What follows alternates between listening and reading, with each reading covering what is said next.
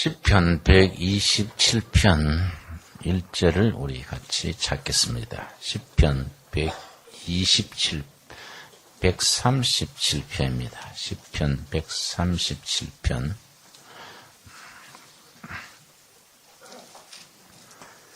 이스라엘 백성들이 바벨론 느부갓네살 왕 공격으로 완전히 망한 것은 BC 586년입니다. 바벨론의 침공으로 BC 586년 5월 9일에 예루살렘 성이 함락되고 성이나 예루살렘 성전, 소위 솔로몬이 세운 솔로몬 성전이 돌 하나 돌 위에 남지 않고 다 허물어졌습니다. 전쟁에서 살아남은 사람들 중에 건강하고 쓸만한 사람들은 전부 포로가 돼서 굴비처럼 엮여서 그 사막길을 끌려가서 바벨론에 가서 이제 평생 노예로 떨어집니다.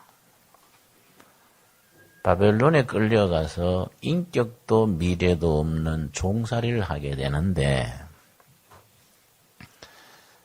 바벨론 도시가로 흐르는 강가에 포로 수용소를 세우고 거기에 살면서 참 속절없는 종살이 합니다. 그때 그 사람들의 탄식과 좌절을 쓴 시가 시편 137편입니다. 시편 137편 1절 제가 읽습니다. 우리가 바벨론의 여러 강변 거기 앉아서 시온을 기억하며 울었도다. 지금 포로 수용소 얘기입니다. 그중 버드나무에 우리가 우리의 수금을 걸었나니 옛날 하나님을 찬양하던 악기를 포로 수용소 곁에 있는 버드나무 가지에 악기를 걸어둡니다. 이는 우리를 사로잡은 자가 거기서 우리에게 노래를 청하며 우리를 황폐케 한 자가 기쁨을 청하고 자기들을 위하여 시온 노래 중 하나를 노래하라 함이로다.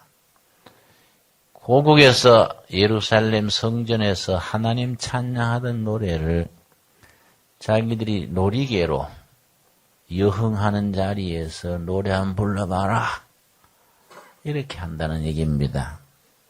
4절 우리가 이방에 있어서 어찌 여호와의 노래를 부를꼬.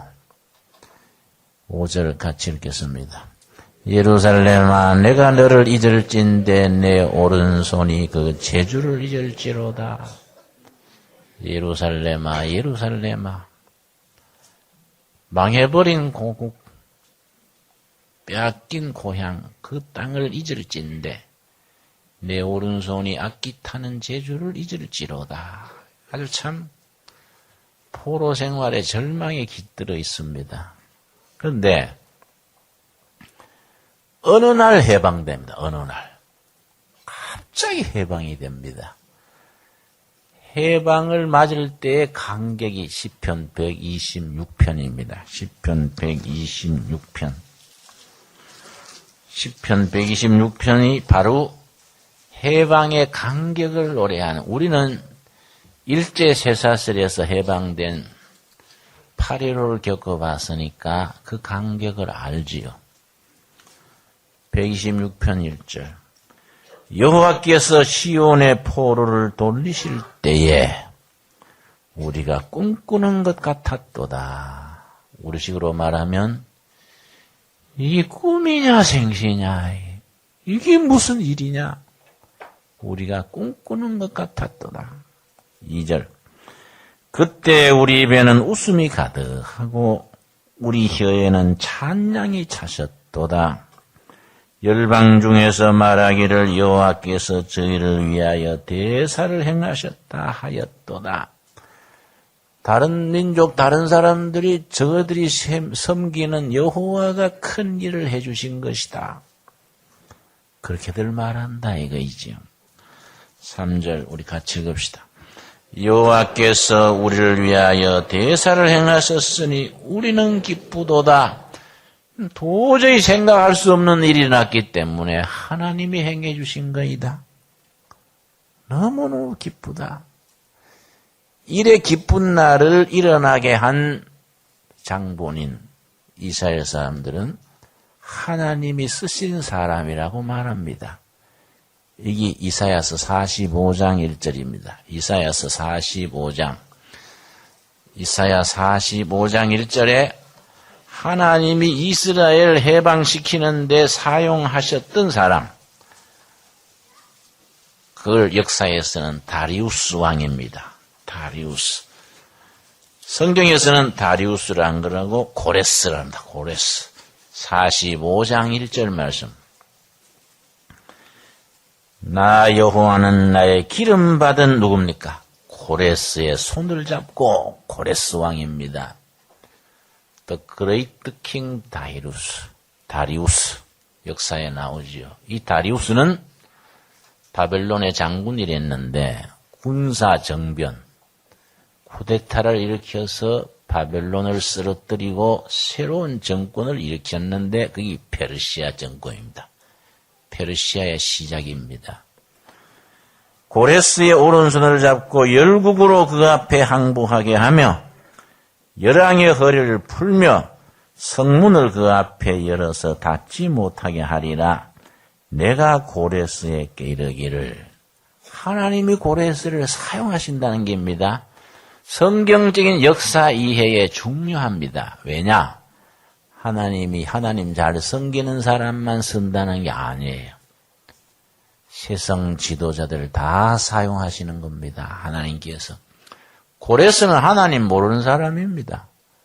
그러나 자기의 백성을 해방시키는데 고레스를 사용했다. 그래서 2절 말씀. 내가 너 앞서가서 험한 곳을 평탄케 하며 논문을 쳐서 부수며 쇠빗장을 꺾어서 누구를 해방시키느냐? 세상왕 고레스, 다리우스 장군을 통해서 4절이 핵심입니다. 4절. 내가 나의 종 야곱, 나의 택한 이스라엘을 위하여 너를 지명하여 불렀노니 너는 나를 알지 못하였을지라도 나는 너에게 칭호를 주었노라. 이래서 이제 다리우스가 정권 잡은 뒤에 바벨론 안에 살던 모든 유대인들이 고국으로 돌아가라. 고국으로 돌아가서 무너진 성전을 짓고 성을 일으켜 너희들의 역사를 회복해라. 다리우스가 어느 날 칙령을 내려서 해방시키는 겁니다. 그래서 돌아가면서 기쁨으로 부르는 노래가 아까 읽은 126편. 이 꿈꾸는 것 같아. 이게 나오는 거이지요. 그 다리우스 왕이 정권을 안정시킨 뒤에 대군을 몰아서 시랍을 침공합니다. 그리스를 공격하는데 그리스 쪽은 도시국가들입니다. 스파르타, 아테네 이런 여러 도시들이 연합한 도시국가들을 페르시아 군대가 BC 490년에 공격해요. 제1차 페르시아 전쟁입니다. 어디서 전쟁이 붙었냐면 마라톤 벌판이에요. 마라톤 들에서 양쪽 군대가 격돌을 했는데 다리우스 군대는 대군입니다. 그리스 군대는 숫자가 적어요. 그런데 숫자가 적은 그리스 군대가 페르시아 군대를 격파한 거예요. 너무너무 기쁘니까 지휘관이 한 명을 뽑아서 전쟁의 성패를 궁금해하는 아테네 시에 가서 알려라. 네가 바른 걸어 보러 가서 알려라. 그러니까 이 병사가 자기 부모 형제들에게 시민들에게 우리가 이겼다. 요 한마디 하려고요. 42km입니다. 105리지요. 단숨에다, 단숨에. 1초라도 더 빨리 알리려고 전력을 다해서 달려가지고 아데네 성문에 가서 우리가 이겼다! 그러고 죽는 거예요. 지쳐서. 그래서 마라톤 올림픽 게임이 생긴 겁니다. 그게 마라톤 전투입니다. 자, 그러니 페르시아 군대가 여지없이 적은 군대한테 참패했다 이 말이에요. 그러니까 군대를 돌이켜서 귀국을 했는데 그 다리우스 왕이 36년간 통치를 하고 아들한테 정권을 물려줬는데 이 크레르크세스 왕이에요. 크레르크세스 왕. 이 사람이 아버지의 원수 갖기 위해서 4년간을 준비했어요. 그래가 15만 대군을 거느리고 함정을 1327척, 육군 해군을 방대하게 준비해서 AD 480년에 그리스를 향해서 공격을 합니다. 이게 2차 페르시아 전쟁입니다. 가서 이제 어디서 붙었냐면은 여러분 이게 아주 유명한 전투입니다. 테르모필라이라는 뜨거운 물칸의 말입니다. 온천 지방입니다. 바닷가의 온천 지방인데 골짜기가 좁아요. 여기에 스파르타 군대가 막는 겁니다. 15만 명을. 그런데 그리스는 도시 연합 국가들이니까 엄청난 페르시아 군대가 쳐들어오니까요. 도저히 안 되겠다 하고 작은 나라들이 전부 항복해버린 거예요. 성문을 열고 마중을 하고 음식을 해드리고 이러는데 그리스의 주력이 스파르타와 아데네입니다. 스파르타는 육군이 강하고 아데네는 해군이 강해요. 스파르타에서도 나라의 국문이 분열됐습니다. 안 되겠다, 항복하자. 이런 사람이 많은 거예요. 그런데 스파르타의 왕이 레오니다스 왕이에요. 이 사람이 아주 훌륭한 지도자입니다. 무슨 소리냐? 어떻게 지켜온 나라인데 페르시아의 종이 되겠냐? 마지막까지 싸우자. 조국을 위해서 목숨을 던질 자는 나를 따르라. 300명의 결사대를 뽑았어요.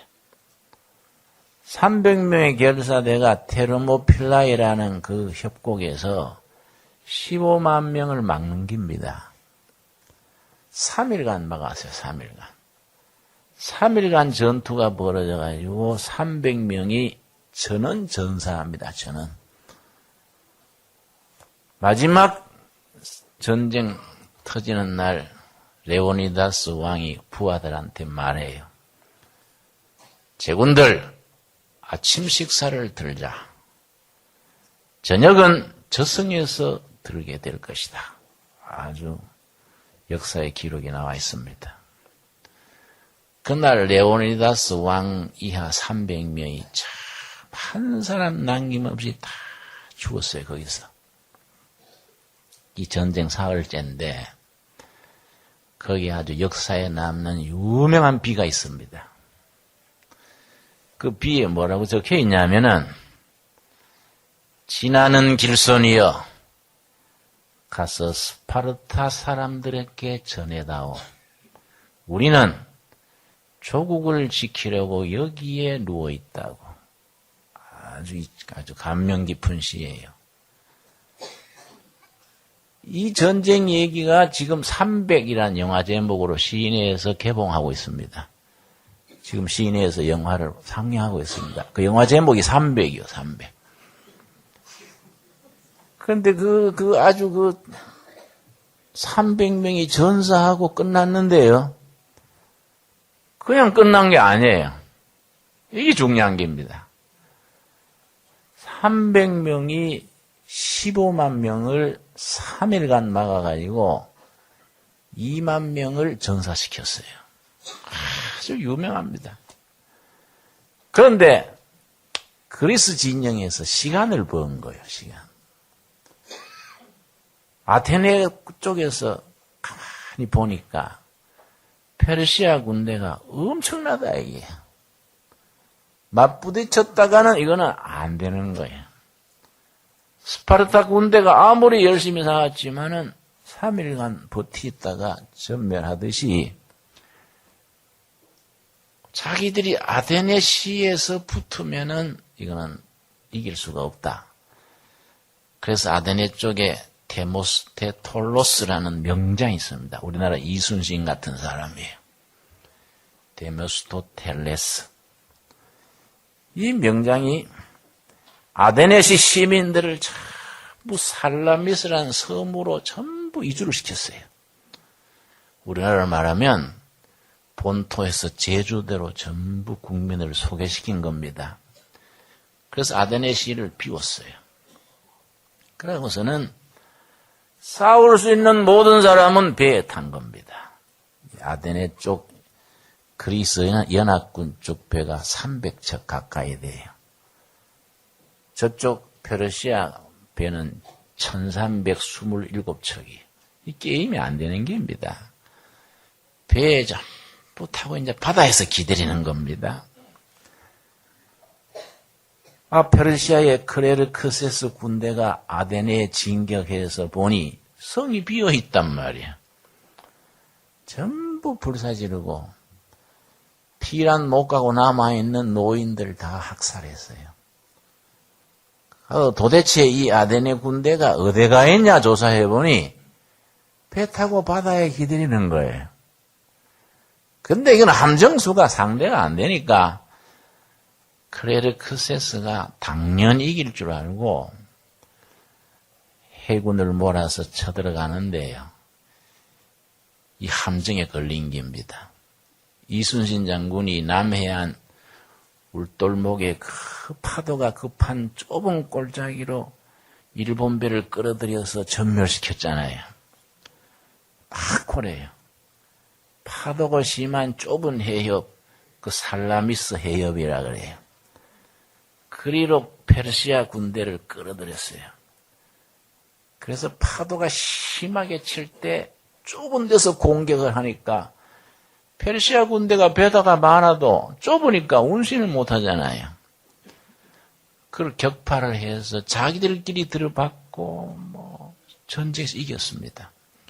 300척으로 1300척을 무찌른 겁니다. 그런데 크레르크세스 왕이 당연히 자기가 이길 줄 알고 절벽 위에다가 높은 데서 금의자를 갖다 놓고 서기들을 옆에 세워놓고 역사에 남는 전쟁을 기록하라 하고 옆에 세워놓고 관전을 했는데 자기들이 져버리는 거예요. 그런데 크레르크세스 왕의 아들이 탔던 배가 있어요. 이게 아테네 해군이 따라가니까 나중에는 자기 편 작은 배들을 자기 편이 깔아앉혔어요. 공격해서 깔아앉히니까 아테네 군대가 우리 편이구나. 그러고는 잘못 알고 배를 돌려가 버린 거예요. 자기 아들은 구한 거이지요. 이게 유명한 살라미스 대제입니다. 역사에 나오지요. 이건 다 프루타크 영웅전한테 쭉 나오는데 여러분이 본인들이나 자녀들이 고등학생쯤 됐는데 프루타크 영웅전을 아직 안 읽었다면 문제가 있어요. 이게 자녀 교육에 문제가 있어요. 이거는 필수입니다. 필수. 프루타크 영웅전 이런 책들 읽는 거는. 저도 아직 그 영화는 안 봤습니다만은 내가 이건 옛날 읽은 얘기예요. 그런데 이 크레르크세스 왕이 그렇게 상처받고 대패를 해가지고 낙심해서 본국으로 되돌아갔단 말이에요.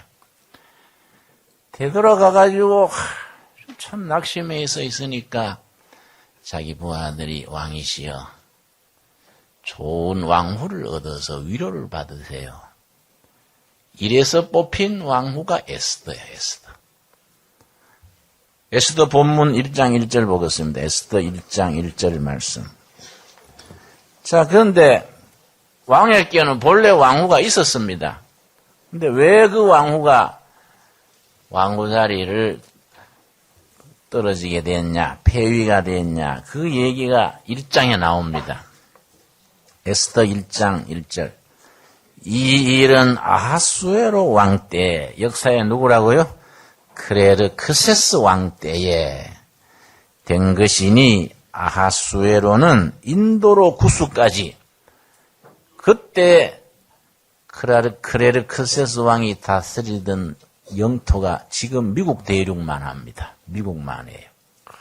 큰 땅을 그 시대에 거느렸는데 그런데 지금 잔치를 벌입니다. 2절. 당시에 아하수에로 왕이 수산궁에서 즉위하고 수산궁은 우리 청와대 백악관 하는 식으로 페르시아 왕의 왕궁이 수산궁입니다.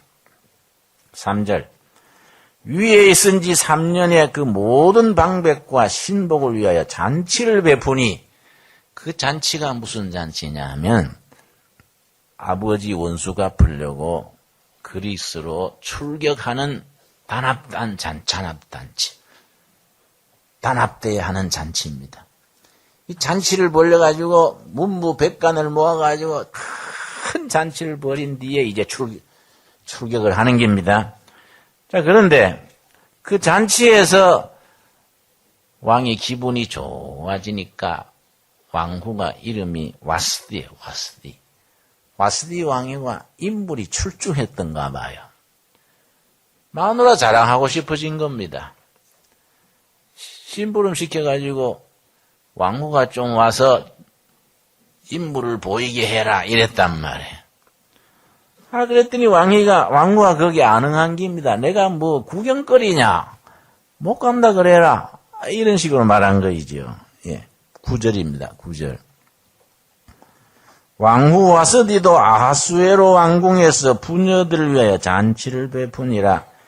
제7일에 왕이 주흥이 일어나서 오전 4시에 깨시켜서 11절 왕후 와스디를 청하여 왕후의 면류관을 정제하고 왕의 앞으로 나오게 하여 그 아리따움을 뭇백성과 방백들에게 보이게 하라. 방백은 공무원들, 공직자들입니다. 그 왕후의 아름다운 모습을 보이게 하라. 그랬더니 이 왕후가요, 그걸 거절한 겁니다.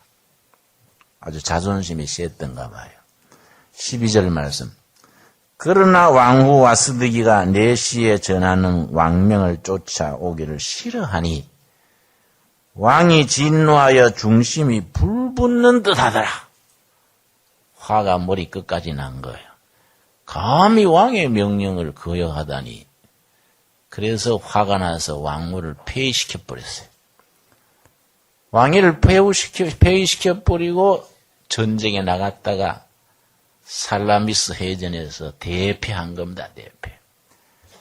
상처를 받아가지고 자존심은 구겨지고 낭패해가지고 고국에 돌아왔는데 왕이 그렇게 아주 낙심해 있으니까 주위의 막료들이 지금 권하는 겁니다. 2장 2절입니다. 2장 2절.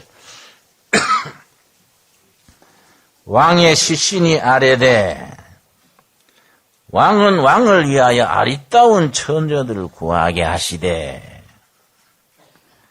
4절 왕의 눈에 아름다운 처녀로 와스디를 대신하여 왕위를 삼으소서. 왕이 그 말을 선히 여겨 그대로 행하니라. 그래서 와스디 폐위된 자리에 에스더가 이제 왕무로 간택이 됐는데 왕으로 간택될 때의 얘기가 15절입니다. 2장 15절 말씀. 전국에서 미녀는 다 뽑아가지고 미스 코리아 뽑듯이 안 하겠습니까? 이제 보는 거예요. 누가 왕후로 적당하냐. 15절. 모르드게의 삼촌 아비하일의 딸 곧 모르드게가 자기의 딸같이 양육하는 에스더가 차례대로 왕에게 나아갈 때에 궁녀를 주관하는 넷이 해계에 정한 것 외에는 다른 것을 구하지 아니하였으나 모든 보는 자의 괴물 얻더라. 괴물 사랑을 받더라 이 말이죠.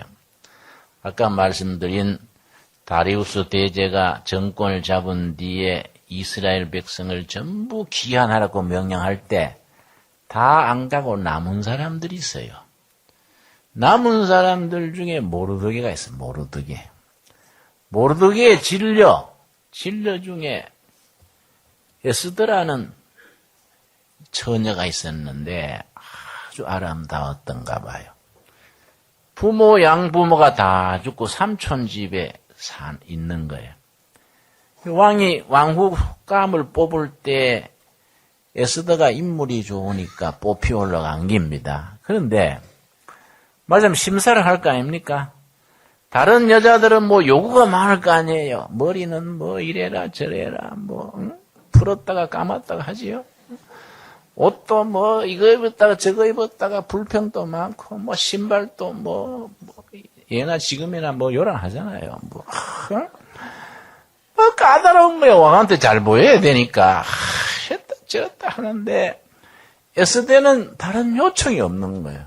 그저 시키는 대로 조용하게 하니까 주위의 사람들이 괴물 얻었더라. 사랑을 받았다. 저 처녀가 왕후가 되었으면 좋겠다. 그만큼 성격이 온순하고 아주 참 차분한 거입니다. 그래서 이 왕후가 뽑혔는데 에스더가 왕후로 뽑히니까 삼촌이 높아질 거 아니에요. 삼촌이 왕궁 수비대 경호대에 뽑힌 겁니다. 왕궁을 지키는 경호대. 뽑혀가지고 왕궁 지키는 문 곁에서 있다가 우연히 왕을 암살하려는 얘기를 듣게 된 거예요. 이게 2장 21절입니다. 2장 21절. 모르드게가 대궐 문에 앉았을 때에 문 지킨 왕의 넷이 빅단과 데레스 두 사람이 아하수에로 왕을 원한하여 모살하여 하거늘 우리가 왕이 지나갈 때 기습해서 없애자. 이거 속닥거리는 걸 들은 거예요. 놀래가지고 자기 진로의 남편 왕을 없애려니 되겠습니까? 왕후한테 연락을 한 겁니다. 22절. 모르드게가 알고 왕후 에스더에게 고하니 에스더가 모르드게의 이름으로 왕에게 고한지라. 그 정보를 삼촌한테 듣고 왕후가 왕한테 통보를 했단 말이에요. 23절. 사실을 조사하여 이 말이야. 사실을 조사하여 실정을 얻었으므로 확증을 잡았으므로 증거를 확보했다. 확증을 잡았으므로 두 사람을 나무에 달고 그 일을 왕의 앞에서 궁중일기에 기록하니라. 왕조 실록에다가 적었다 이 말이에요. 자, 이래서 모르드게의 자리가 높아지니까 시기하는 사람이 생긴 겁니다. 당시에 실세 장관이 하만입니다.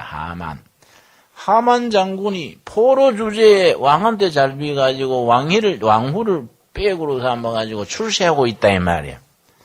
하만이 모르드게를 없애려고 이스라엘 민족 전체를 제거하는 흉계를 꾸민 거예요. 그래서 오늘의 중요한 본문이 여기입니다. 4장 14절입니다. 4장 14절 말씀. 이스라엘 민족 고국으로 귀향하고 남은 사람들 거기에 이제 페르시아 제국에 살고 있는데 유대인들은 다 떼죽음을 당하게 된 겁니다. 지금 하만의 흉계로. 그러니까 13절 말씀. 모르드게가 그를 시켜 에스더에게 회답하되 너는 왕궁에 있으니 모든 유다인 중에 홀로 면하리라 생각지 말라. 자기 진려 왕후에게 너는 왕후로 있다고 네 혼자 살 생각하지 말아요. 네 민족 다 학살당한 뒤에 네 혼자 살 생각하지 마라. 안 그렇겠습니까? 14절. 이때에 너가 만일 잠잠하여 말이 없으면 내 혼자는 안전하다. 내 혼자 살아남아야지. 이런 생각하고 잠잠하여 있으면 유다인은 다른 데로 말미암아 노인과 구원을 얻으려니와 너와 너 아비 집은 멸망하리라. 그동안 같이 읽겠습니다. 너가 왕후의 위를 얻은 것이 이때를 위함이 아닌지 누가 아느냐? 오늘의 말씀의 중심입니다. 여러분, 네가 비천한 고아의 출신으로 왕후 자리에 오른 것이 우연이겠느냐?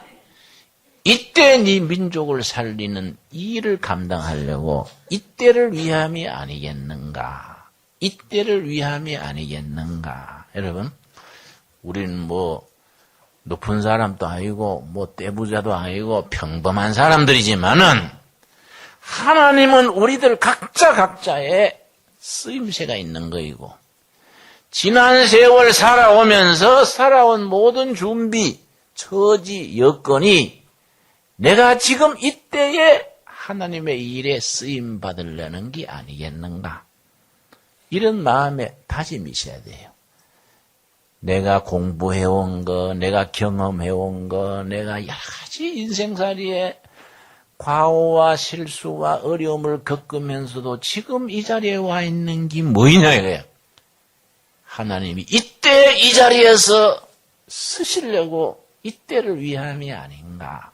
여러분, 큰일, 위대한 일, 역사에 남는 업적 이런 거 생각할 거 없습니다. 여러분, 우리가 큰일 한다고 하나님 보시기에 뭐 그리 큰일이겠습니까?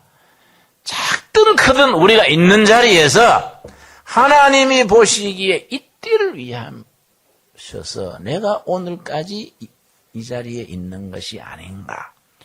이런 신앙의 고백이 마음에서 우러날 수 있기를 바랍니다. 모르드기의 이런 도전에 에스더가 아주 그 다음에 참 탁월한 선택을 합니다. 이게 에스더의 선택이지요. 15절입니다. 15절. 에스더가 명하여 모르드게에게 대답하되 당신은 가서 수산에 있는 유대인을 다 모으고 나를 위하여 금식하되 밤낮 3일 먹지도 말고 마시지도 마소서. 나도 나의 시녀로 더불어 이렇게 금식한 후에 자기 삼촌한테 일러주는 겁니다. 수도권에 있는 수산 지역에 있는 모든 동족들에게 3일간 먹는 거 금식하는 건 물론 물도 마시지 말고 먹지도 말고 마시지도 말고 하나님께 구해주세요. 나도 왕궁에서 시녀들과 더불어 3일 동안 금식하고 그 다음 규례를 어기고 왕에게 나아가리니 뭐라 그랬습니까? 죽으면 죽으리다. 이 규례를 어기고 규례가 뭐냐면은 절대 왕정 시대에 왕을 해코지할 사람들이 있으니까 왕이 부르지 않았는데 왕 앞에 나타나면 신분 고하를 막론하고 처형당합니다. 자식도 왕후도 대신들도 가차없어요. 왕이 안 불렀는데 왕 앞에 나타나면 사형입니다. 이런 내규가 있는 게입니다. 규례예요, 규례. 근데 지금 왕이 안 불렀다 이 말이에요. 아하수에로 왕이 안 불렀는데 왕후가 자기 동족을 구하려고 그 앞에 가면은 죽을 수 있다 이 말이에요. 그 규례를 어기고 죽으면 죽으리이다. 이 영어 본문의 뜻은 I must die, I will die. 내가 죽어야 된다면 죽겠습니다. 내가 죽어야 된다면 죽겠습니다. 하나님께서 우리 기도를, 우리들의 금식 기도를 들으시고 이 백성 구해 주실 줄로 믿고 내 왕 앞에 나가되 죽어야 된다면 죽겠습니다. 선택이요, 선택. 여러분, 이게 우리들의 마음 속에 하나님이 맡기신 미션, 사역이 있는 겁니다, 사역. 내가 지금 이 자리에 있다는 것은 내가 뭐 잘나고 내가 뭐 해서 이 자리에 있는 게 아니다. 이때를 위해서 교회와 나라, 이웃과 백성, 내 맡아 있는 직장, 일터에서 이때를 위해서 하나님이 있게 해주신 줄로 믿고 내가 죽으면 죽으리다. 이런 다짐과 결단이 필요해요. 그래서 왕후가 아하수에로 왕 앞에 나타났는데 왕이 환영을 하는 거예요. 왕후가 웬일이냐고 반갑게 맞으니까 그때 이제 왕후가 왕에게 사실 이만저만 우리 동족을 나를 포함해서 다 죽이려는 계획이 지금 완성되어 있습니다. 그게 누군고? 그러니까 하만이란 자입니다. 왕이 대노해서 모르드게를 처형하려고 세워놨던 그 사형 집행장 막대기에 하만을 죽인 거예요. 그래서 그 민족이 구원받았는데 이 역사적인 사실이기 때문에 이스라엘 민족이 지금까지 민족의 3대 절기입니다. 지금 또 이스라엘 국민들은 3대 절기로 지킵니다. 이스라엘 애굽 종살이에서 해방된 날 6월절, 광야 40년을 기념하는 초막절, 그리고 이 페르시아 제국에서 살아남은 이 수산절, 이 세 가지를 3대 절기로 지킵니다. 여러분, 우리가 이 본문 말씀 속에서 마음에 깊이 다져야 될 게 뭡니까? 내가 있는 이 자리가 바로 이때를 위함인 줄 알고 선택해야 돼요, 선택. 나 혼자 편안하게 적당히 살다가 인생 끝낼 것인가? 아니면 하나님이 나에게 이 시대가 나에게 맡긴 일을 감당해서 내가 죽으면 죽으리다. 내가 죽어야 된다면 당연히 죽는다. 이 선택이요, 선택. 그런 결단과 선택의 사람을 하나님께서 사용하십니다. 우리가 그런 마음의 확신을 품고 하나님의 이름으로 맡은 내 직업, 교회, 내 삶을 하나님 앞에서 살아갈 수 있기를 바랍니다. 기도하겠습니다. 주님 은혜를 감사드립니다. 죽음의 앞에서 이때를 위함이 아닌가 하여 죽으면 죽으리이다 결단하던 그런 에스더의 선택과 결단이 오늘 심중에 우리에게 있게 하여 주시옵소서. 역사를 주관하시는 여호와께서 우리 한 사람 한 사람의 삶의 정황 속에서 우리에게 무엇을 맡기셨으며 무엇을 기대하시며 무슨 뜻을 이루시는지를 분명히 깨달아서 그 사명에 결단하고 선택할 수 있는 우리로 세워 주시옵소서. 예수님 이름 받들어 기도드렸사옵나이다. 아멘.